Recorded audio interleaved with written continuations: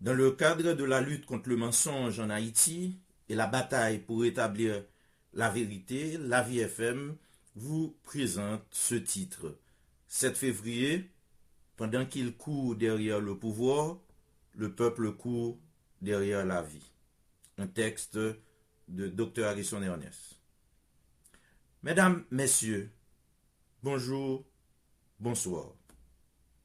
J'ai une simple question, directe, brutale. Les gangs vivent ensemble ont-ils disparu? Non, ce n'est pas vivre ensemble qui a disparu. C'est la honte qui a disparu. C'est la vérité qu'on a étouffée. C'est l'urgence qu'on a enterrée. Parce que, depuis près de 3 semaines, on assiste à un spectacle révoltant.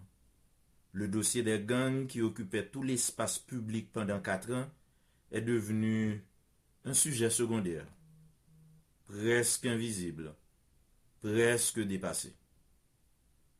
Mais la peur, elle, n'est pas dépassée.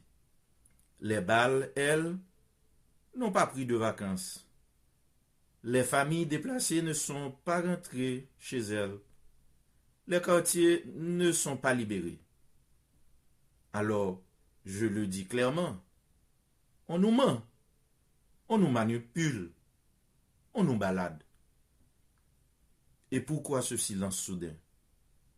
Parce que le 7 février approche. Oui, le 7 février, la date qui rend les politiciens nerveux, pas à cause du peuple, non, mais à cause du pouvoir. D'un coup, tout le monde se réveille, tout le monde veut être président, tout le monde veut être premier ministre, tout le monde veut être ministre, tout le monde veut être directeur, tout le monde veut être conseiller spécial, tout le monde veut être homme providentiel, tout le monde veut manger. Et pendant ce grand combat pour les postes, le peuple, lui, continue de compter ses blessés et ses morts. Vous savez ce que ça prouve? Ça prouve que les gangs n'étaient pas une priorité nationale. Ils n'étaient pas le vrai problème. C'était tout simplement un sujet rentable. Quand ça servait à faire du bruit, on faisait du bruit. Quand ça servait à attaquer un adversaire, on attaquait. Quand ça servait à se présenter en sauveur, on jouait au sauveur. Mais maintenant que la bataille du pouvoir commence, la sécurité du peuple devient un simple détail. C'est ça, la vérité. Et la presse dans tout ça. Certaines radios, certains médias, certains influenceurs se comportent comme des télécommandes de la trempe de John Collen, Joel Siret, ou dit Thomas Fatra, Teriel Tikoutme.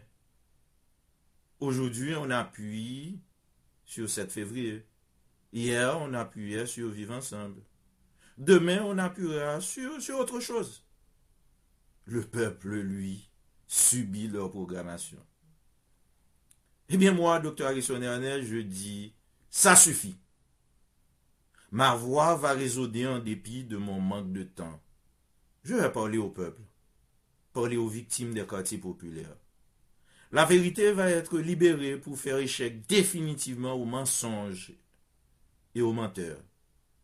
Haïti n'est pas un terrain de jeu. Haïti n'est pas une scène de théâtre. Haïti n'est pas un buffet politique. Et je vais le dire avec colère, un pays où les élites courent plus vite derrière la présidence que derrière la sécurité, c'est un pays malade, un pays de merde, un pays trahi. Alors, peuple haïtien, ouvrez les yeux, parce qu'ils veulent vous faire croire que le problème, c'est le 7 février. Mais le vrai problème, ce n'est pas une date. Le vrai problème, c'est un système qui préfère le fauteuil à la vie humaine, à votre vie. Et pendant qu'ils parlent, pendant qu'ils négocient, pendant qu'ils complotent, les gangs, eux, ne parlent pas. Vivent ensemble se taire et agissent à bas bruit. Les tirs continuent. Les cas de kidnapping sont à la hausse. la misère, la division, la violence, l'insécurité avancent. Et nous, on reste là à regarder le cirque? Non. Moi, je m'adresserai clairement au peuple dans les heures qui suivent. Le 7 février révèle tout. La priorité des élites, ce n'est pas le peuple, c'est le pouvoir. Je vous remercie. Dr Harrison Ernest, ancien directeur général de la Radio-Télévision nationale d'Haïti RTNH, analyste des questions de gouvernance, de médias publics, de politique institutionnelle, analyste politique et commentateur sur les questions de sécurité et d'identité de la diaspora haïtienne, présentateur de l'émission Tribunal du Soir sur la VFM, médecin, psychiatre, communicateur social et juriste. À la prochaine.